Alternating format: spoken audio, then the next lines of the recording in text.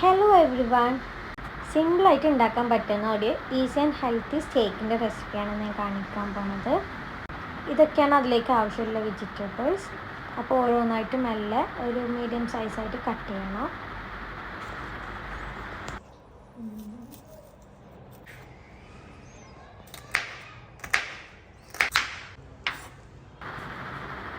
ഇത് ഞാൻ ഓൾറെഡി പുഴുങ്ങി വെച്ചിട്ടുള്ള കോണാണ്.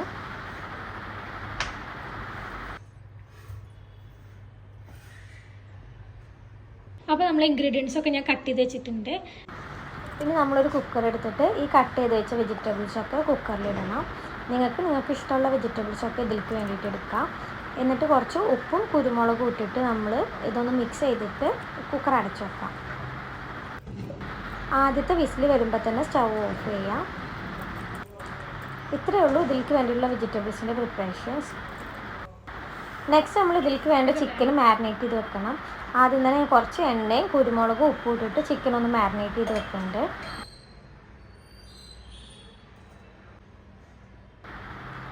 മസാല നന്നായിട്ട് ചിക്കനിലേക്ക് പിടിപ്പിക്കണം.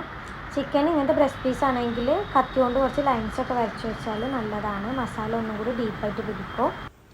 ഇനി നെക്സ്റ്റ് നമ്മൾ ഇതിലേക്ക് വേണ്ടിയുള്ള മസാലാസാണ് ആഡ് ചെയ്യേണ്ടത്. അത് ജിഞ്ചർ ഗാർലിക് പേസ്റ്റ്, പിന്നെ കുറച്ച് മുളക് പൊടി, ഇതൊക്കെ നിങ്ങളുടെ ആവശ്യത്തിന് ഇടാം. പിന്നെ ഒരു പിഞ്ച് മഞ്ഞൾപ്പൊടി, കുറച്ച് മല്ലിപ്പൊടി, ഇതൊക്കെ ഇട്ടിട്ട് നന്നായിട്ടൊന്ന് മിക്സ് ചെയ്ത് ചിക്കനിൽ പുരട്ടാം. എന്നിട്ട് ആവശ്യത്തിനുള്ള ഉപ്പ് ഇടണം. പിന്നെ ഞാൻ കുറച്ച് കോൺഫ്ലോർ ഇട്ടിട്ടുണ്ട്. അതിന് ശേഷം ഞാൻ കുറച്ച് ഒറിഗാനോയും ചില്ലി ഫ്ലേക്സും ആഡ് ചെയ്യുന്നുണ്ട്. എന്നിട്ട് നന്നായിട്ട് മിക്സ് ചെയ്തിട്ട് ഒരു 30 മിനിറ്റ്സൊക്കെ നമ്മൾ മാരിനേറ്റ് ചെയ്ത് വെക്കണം.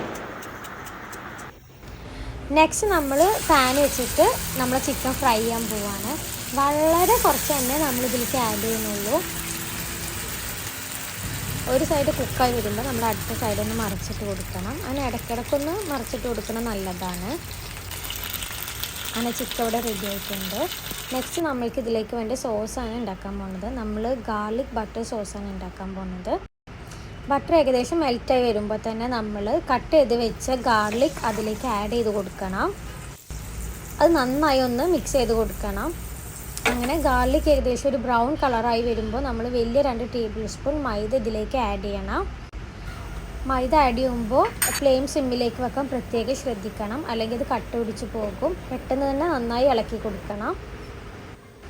എന്നിട്ട് അതിലേക്ക് ആവശ്യമായിട്ടുള്ള മിൽക്ക് ആഡ് ചെയ്ത് കൊടുക്കണം. വളരെ കുറച്ച് ആഡ് ചെയ്താൽ മതി ആദ്യം. എന്നിട്ട് എല്ലാതും കൂടി നന്നായി ഒന്ന് മിക്സ് ചെയ്യുക. അതിനുശേഷം കുറച്ചും കൂടി മിൽക്ക് ആഡ് ചെയ്ത് കൊടുക്കണം. നന്നായി മിക്സ് ചെയ്യണം, അല്ലെങ്കിൽ കട്ട പിടിക്കാനുള്ള ചാൻസ് കൂടുതലാണ്. എന്നിട്ട് നമുക്കിതിലേക്ക് ഒറിഗാനോയും ചില്ലി ഫ്ലേക്സും ആഡ് ചെയ്ത് കൊടുക്കണം. നെക്സ്റ്റ് ഇതിലേക്ക് നമുക്ക് ആവശ്യത്തിനുള്ള ഉപ്പാണ് ആഡ് ചെയ്ത് കൊടുക്കേണ്ടത്. കൂടെ കുറച്ച് പെപ്പറും ആഡ് ചെയ്ത് കൊടുക്കണം. നന്നായി മിക്സ് ചെയ്യണം ഈ ഇൻഗ്രീഡിയൻസ് ഒക്കെ. നമ്മുടെ സോസ് ഇവിടെ റെഡി ആയിട്ടുണ്ട്. അപ്പോൾ ഇത്രയേ ഉള്ളൂ, നമ്മൾ ഈസി ആൻഡ് ടേസ്റ്റി സ്റ്റേക്ക് ഇവിടെ റെഡി ആയിട്ടുണ്ട്. ഇത് നമുക്ക് സെർവ് ചെയ്യാം. ബൈ.